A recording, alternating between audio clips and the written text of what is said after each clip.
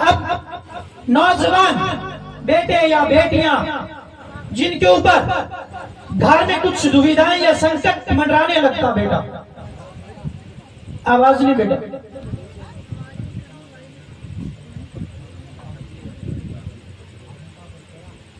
मंडराने लगता है। हमने बताया बेटा नोट कर लेना, बेटा लिख लेना ये कॉपी के ऊपर, बेटा नोट करने वाली बात। बेटा मुझे इस खुदा की अदालत चलाते हुए 20 वर्ष हो गए। कितने बेटा? 20 वर्ष। सबके समझ में आ रही है? 20 वर्ष हो चुके हैं, 20 वर्ष मुझे हो गए हैं, और बेटा 40 वर्ष मेरे दादाजी ने यही अदालत चलाई। कितने बेटा? 40 वर्ष। और उसके बाद बेटा 70 साल। सुना बेटा, 70 साल से पीछे परदादा की गद्दी चलती आ रही है। समझ में आया? मतलब करीबन 150 साल से ये खुदा की अदालत चलती आ रही है बेटा, और मुझे ये अदालत चलाते हुए 20 साल हो गए हैं बेटा। सच की बात है बेटा, आज फैसला करके जाता हूं बेटा, आपको शीशा आईना दिखा के जाता हूं चक्रव्यूह का।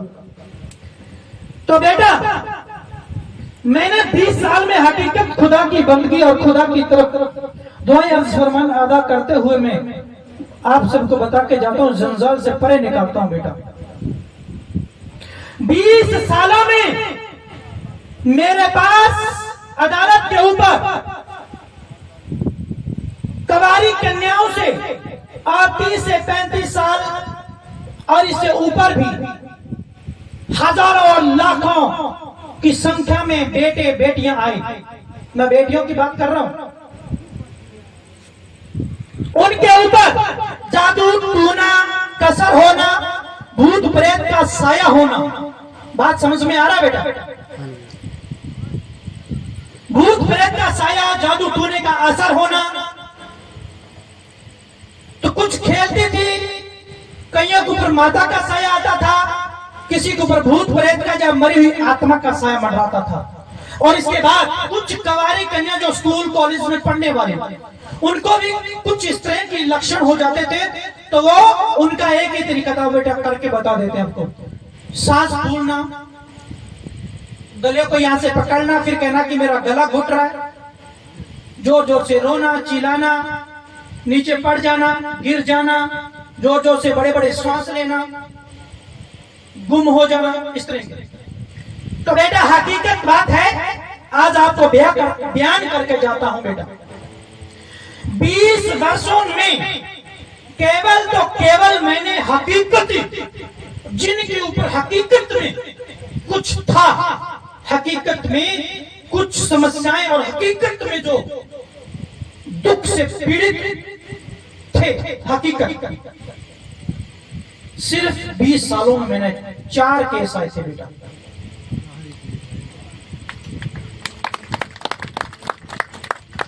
जिनके ऊपर हकीकत में दुख था, पीड़ा थी, या किसी भी शय का उनके ऊपर असर था, वो हकीकत में 4 केस थे। वो सबसे बड़े थे बेटा। एक नौजवान बेटी थी, शादी होगी, पति ने तलाक दे दिया था। उस बेटी के ऊपर वो बेटी वस्त्रहीन हो जाती थी। वस्त्रहीन मतलब अपने कपड़ों को त्याग देना और भागना, नग्न हो जाना। पागल की तरह पागल हो जाती थी, भागना, दौड़ना। गाड़ी आ गई, गाड़ी के पीछे, मोटरसाइकिल आ गया, मोटरसाइकिल के पीछे। बाप को भी पति बना लेती थी, भाई को भी कह देती थी कि ये मेरा पति है, मेरा घर वाला है। इतना उसके ऊपर साया था। पागलों की तरह पागल हो गई थी बेटा। उसके बाप ने 20 बीघा जमीन बेच दी थी बेटी के इलाज के लिए। डॉक्टरों के पास जयपुर, जोधपुर, बीकानेर, बॉम्बे, जहां तक मशीनों में से निकाल दिया था, लेकिन कुछ समझ में नहीं आया था बेटा। उस बेटी 20 बीघा जमीन बेच दी थी, और वो खाजूवाला के थे, खाजूवाला के बेटा, खाजूवाला के रहने वाले थे बेटा। बाप ने बेटी के इलाज के लिए 20 बीघा जमीन बेच दी थी, और बेटी को 13 साल हो गए थे, 13 सालों में उसका इलाज नहीं हुआ था बेटा। एक तो वो केस था बेटा जो हकीकत में उसके ऊपर जो कुछ था, और एक इसी तरह ही 3 केस और थे। तो 20 सालों में अकाउंटिंग करें, गिनती करें तो बेटा लाखों मरीज आए मेरे पास, लाखों की संख्या में। उन लाखों की संख्या में केवल हकीकती 4 केस थे बेटा जिनके ऊपर कुछ था, और बाकी सारा का सारा सब ढोंग।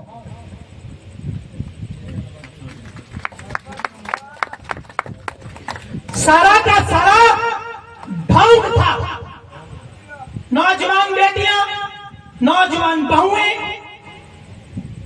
किसी के ऊपर कुछ आ जाता, किसी के ऊपर कुछ आ जाता बेटा। हम किसी को सच बताते कि बेटा इसके ऊपर कुछ नहीं है, तो उसी के माँ बाप क्या कहते कि बाबा को तो कुछ पता नहीं है, कुछ बताया नहीं। अगर हम उसको भूत बता दे, वाह बाबा बहुत बड़ा है। तो बेटा इसीलिए हम कहते हैं कि सच सुनना बहुत कड़वा है। सच कोई नहीं समझ सकता, सच कोई नहीं समझ सकता है। सच को सुनने वाले 10 होंगे और झूठ और पाखंड को सुनने वाले करोड़ों होंगे बेटा। आप सच बोल दो, आपके पीछे कोई नहीं लगेगा। आप झूठ बोल दो, सारा गांव एक तरफ हो जाएगा झूठ के पीछे बेटा। ये हकीकत बात है। सच आता है, सच आता है, लेकिन बड़ी मुद्दत से, बड़ी देरी से आता है। आता जरूर है। मेरा सपना है, मेरी ख्वाहिश है कि आने वाले समय में एक ऐसा समय आएगा कि मैं पूरा मैदान खोल के जाऊंगा, पूरी संसार के अंदर बेटा ये पर्दाफाश करके जाएंगे बेटा।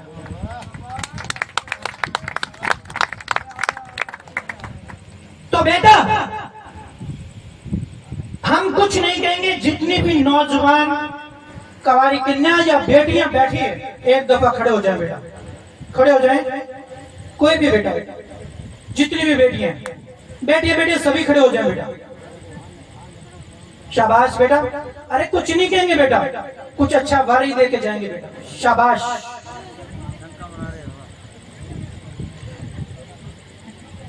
नौजवान बेटियां भी, बहुएं भी, और बड़ी है कोई बोई हो जाए बेटा। शाबाश बेटा। सभी खड़े हो जाए, कुछ नहीं कहेंगे। शाबाश बेटा, सभी हो जाओ। औरत जाति सभी खड़ी हो जाओ बेटा। शाबाश बेटा। कुछ बोल के जाएंगे, इसको भेजे में बैठाओगे तो कुछ ना कुछ हासिल होगा बेटा। शायद मेरी बोली हुई बात कभी ना कभी आपकी जान, आपकी जिंदगी को बख्श दे बेटा। कहीं ना कहीं किसी मोड़ पर परमात्मा आपको किसी दलदल के रास्ते में जाते हुए बचा ले बेटा। शायद आपको मेरी बोली कभी बात याद हो जाए। आपका बेटा, आपका भाई, आपका बेटा, मैं आपसे गुजारिश करता हूं बेटा कि बेटा अगर किसी बेटी के ऊपर किसी भी तरह की कोई साया आता है, मतलब आत्मा का, और कोई सिर मारती है बेटा, सुन पा रहे मेरी बात को? और मैं ये भी कह रहा हूं जो सिर मारती है उनको बोल रहा हूं बेटा मैं कि आप लोग सोच रहे हो कि हमारे अंदर कोई पीर या फकीर साधु संत होगा। कुछ नहीं है बेटा। आपको भी जिसके ऊपर आती है वो भी जानते कि हमें कुछ नहीं है। ये भी मैं कह रहा हूं बेटा कि आज के बाद ये सब त्याग दोगे। हाथ ऊपर उठाकर बोलो मंजूर है। शाबाश बेटा, बोलो मंजूर है। सभी क्या मंजूर है? मंजूर है, मंजूर है। आज के बाद शपथ लो, है कुछ भी नहीं है, ये आप ही जानते हो। बस एक सरूर पर चढ़ जाता है। घर में कोई छोटी मोटी बात हो जाती है ना, माँ बाप या कोई पति या कुछ भी बेटा, कोई ऐसा मसला हो जाता है, या किसी को बेटा शौक से, भक्ति का शौक जग जाता है, फकीरी करने का, कोई किसी कारण से। मैं दावे से कह रहा हूं, मैं साबित कर दूंगा बेटा अगर कोई नहीं मानने वाला है तो बेटा। लेकिन होता कुछ नहीं कि जुनून छा जाता है, और इस जुनून को परे करना है, हटाना है। बस गुरुद्वारा में जाना है जो गुरु घर को मानते हैं, मंदिर में जाना जो मंदिर को मानते हैं बेटा। जो घर में अपने इष्ट देवताओं को, पितरों को, बुजुर्गों मंत्र बस उसका जोत जगाओ और सिमरन करो, राम राम रटो और कुछ नहीं बेटा। आज के बाद शपथ लो, बोलो हम शपथ लेते हैं। सभी बोलो जोर से, आवाज आनी चाहिए, जोर से बोलो। बोलो आज के बाद हम शपथ लेते हैं कि कभी ऐसा सिर घुमाने वाला या गला घुट जाने वाला ऐसा कुछ नहीं करेंगे। नहीं करोगे ना?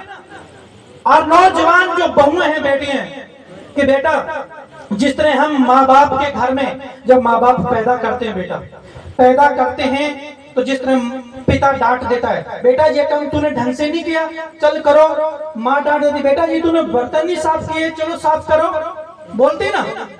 क्या हमारी ताकत है कि माँ के सामने हम बोल जाए? माँ चाटा मार देती है, क्या हमारी ताकत है कि माँ के सामने हम बराबर बोले, गाली दे? पिता बेटी को डांट देता है, क्या हमारी ताकत है कि हम पिता के सामने बोले? नहीं ना।